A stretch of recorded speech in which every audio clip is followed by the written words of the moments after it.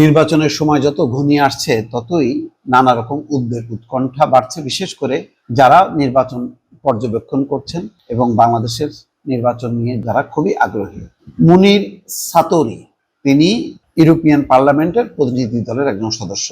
ঢাকা তার সফর শেষ হওয়ার আগে তিনি বলছেন যে বাংলাদেশের সুষ্ঠু নির্বাচন জরুরি, ফলাফলও সবার মেনে নেওয়া উচিত। এরকম কি বিষয় এসছে নাকি যে ফলাফল কেউ মানতেও পারে, নাও মানতে পারে, এমন একটা পরিস্থিতি তৈরি হয়েছে?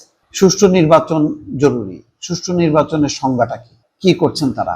কেউ কেউ বলছেন যে ভেতরে ভেতরে নাকি তৎপরতা চালানো হচ্ছে, আওয়ামী লীগ যাতে অংশ নেয়, সবার অংশগ্রহণে থাকতে হবে, এমন একটি অবস্থান আছে পশ্চিমাদের। বিষয়টা সত্য কিনা বোঝা যাচ্ছে না, তবে ভেতরে ভেতরে কিন্তু একটা চাপাচাপি চলতেছে বা চাপা অসন্তোষ চলতেছে, অথবা রশি টানাটানি চলছে।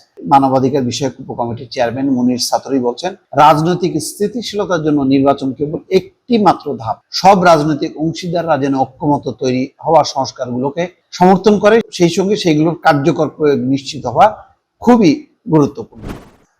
তার মানে বোঝা যাচ্ছে যে বাংলাদেশের নির্বাচনের ব্যাপারে সবার কিন্তু নজর কোন দিকে যাচ্ছে এই নির্বাচন। সুতরাং সবাইকে কিন্তু হুঁশিয়ার থাকা দরকার, নতুবা একটা মহা বিপর্যয়ের মধ্যে পড়বে বাংলাদেশ।